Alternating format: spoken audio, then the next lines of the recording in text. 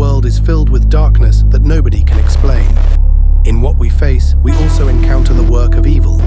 Join us tonight as we dive into subject matter of something wicked and macabre that inflicts our modern world. You're listening to the Venomous Fringe.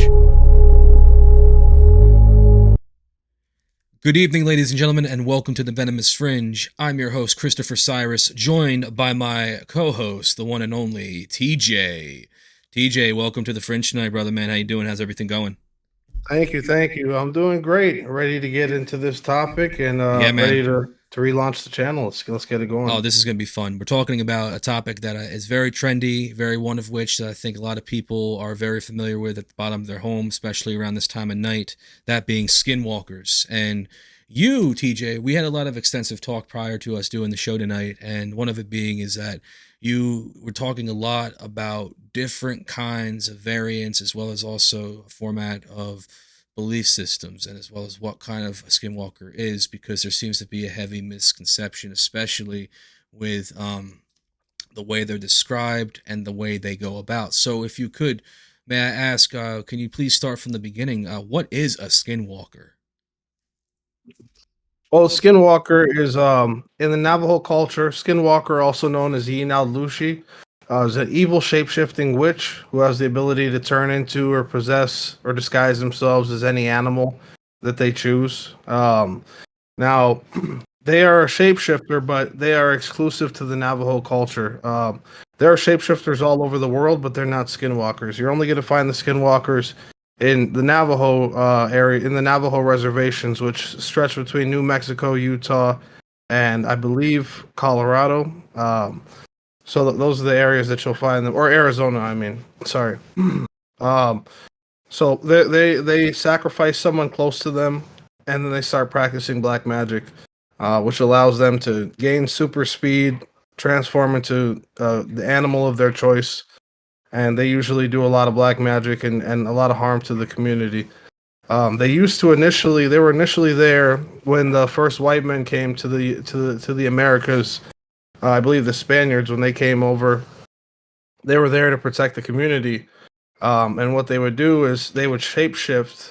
The Native American gods gave the skinwalkers, or these medicine men, when they were still good, they gave them the ability to shapeshift, and they'd turn into like a raven or a fox, and they'd sneak into the enemy camp and find out when they were going to come and attack. And they did that. But after the war subsided, they continued to use their abilities, and some of them took those abilities and ended up using them for harm against their own people. So that's pretty much the gist of it. Considering that a lot of folklore going back as far back as into the early BC, would you say too that there has been like a difference in the folklore and the belief system as time has transitioned, especially going back to the early ages? You taking, for example, like, during the Renaissance time, talks of black magic and the talks of all these different shamans and different forms of doctors and spirits and spiritual, and then also in modern time, we talk of witch doctors. Would you say too that in the biggest way that there has been a huge misconception with skinwalkers, specifically like misidentification and belief, particularly with what we have seen play out on social media, for example? Yes, absolutely. There's a ton of misinformation out there right now. And like I said, one of the biggest things is that people they'll see or encounter a shapeshifter in a place like London, England, and they'll call it a skinwalker, but it's not a skinwalker. Skinwalkers are exclusive to the Navajo people. So there's been tons of misinformation, and people misidentifying with AI now. Things are crazy, so you never know what's what. But what I would highly recommend to everyone listening is that you don't go out searching for them if you're in or around the Navajo reservation. And if you are on one of those places, make sure you speak to a medicine man there. Ask them to do a prayer for you. And just don't go out trying to provoke things that you don't understand, because at the end of the day, this is just something that we don't understand. And shapeshifters come in all forms. They're all over the world, but it really breaks down and comes down to culture. So for the Skinwalker, the biggest misconception, like I said, is that the Skinwalker is universal. It's not. It's only in the Navajo tribe. And would you also say to those who don't follow the rules and don't go about, especially if they are in the woods and don't speak to someone like a medicine man, what are the consequences? Is there death involved? There can be. There's been cases where people were killed. It's really it's a touchy subject even for the Navajo people, which is why they don't like to talk about it. Now, in terms of dealing with shapeshifters or other beings of that sort, wherever you may be on the earth, I would just recommend not provoking anything. Like I said, it depends on the culture. Like for example, they're the Cheyenne tribe. They have I don't know what the name of their shapeshifter is, but they have a name for it. It's not the same as a skinwalker, but you just if you're in a place that is haunted or sacred or cursed, and there are people who are giving you that information and that knowledge, take heed to what they're saying to you and ask them how to protect yourself. Don't go looking for trouble or else it's going to find you. Is there any specific cultural changes? For example, is the skinwalker different in like South America as opposed to North America? Well, there are shapeshifters there, but they wouldn't be called skinwalkers. Like I said, the skinwalkers are just in the Navajo tribes. So the kind of shapeshifters that they have are different, and it really varies. I can't speak too much on that because I don't know every culture and what type of beings or creatures they have in their culture, but that's a great question, and that's something that we'll definitely look into and tackle together here on the channel. Looking into more cultures and their mythos and folklore and the creatures and other things that they have in their cultures. So I have a couple more questions before we go into our next discussion of the night. Sure. The penny ultimate question I have for you is there a specific story or a case that had really been stuck out to you in Skinwalker, an encounter that made you really question about the authenticity, especially it doesn't have to be anything. It even could be something you've seen on TikTok or Instagram. Has there been any like video or any kind of case or encounter that has always stood out to you about the Skinwalker, the whole content around it that has made you wonder more, or better yet, like curiously afraid? I guess I could say. Well, there's actually a wartime stories episode. Shout out to Wartime Stories. They're a channel that is under the Mr. Ballin Studios umbrella right now. Shout out to Mr. Ballin as well. Love watching him. Wartime Stories did an episode on the Skinwalker recently, and it was about an encounter that two vets had. They were down in the Navajo areas. They had a friend who reached out to them, and the friend pretty much took them with he took the two of them with him to a secret meeting. And they got questioned by there was a whole bunch of Navajo men there. They got questioned by him, and they started doing rituals, dancing by a fire, etc. And their friend blew some powder. It was probably bone powder, which is what they like to do. They Skinwalkers are grave robbers, so it's probably bone powder. He threw it into the fire, and then he disappeared. The fire smoke plumed out everywhere, and next thing they know, there was a 7 foot tall creature standing there where their friend was standing. Their friend's name was Rick. He was standing there, and he, looked like a almost like a werewolf, kind of like a mangly, gangly, deranged looking creature with there was almost like its bones couldn't fit in its skin, and it was long, had the head of a dog, and then that same creature just kept dancing around the fire, doing the same ritual. Then there was another flash of smoke thrown into the fire, and then Rick came back. So I'd recommend you go to Wartime Stories. We'll leave the link in the description for that video. Absolutely, we'll check them out. That was a great story, and that was one that I've heard millions of Skinwalker stories. I've seen millions of Skinwalker videos. That was one of the most taking ones that I'd say. It really took me by surprise. I believe that story, and I think that was one of the more what's the word I want to use? I think that was one of the more authentic stories that I've heard. Yeah, no, Wartime does have some very interesting content, and shout out as well, and we'll leave a link down below for that episode. Very, very thrilling episode, to say the least. And I also want to conclude for your questions here tonight, because this was something that caught my attention. It reminded me of a case back in Europe of a gentleman who's seen a guy and a woman look very, very ominous, almost like their faces were made out of putty. And they had like those black, soulless eyes, that's like things. There's a specific syndrome, but it was that syndrome, but there was another thing about it. It was kind of like they were hissing in a way.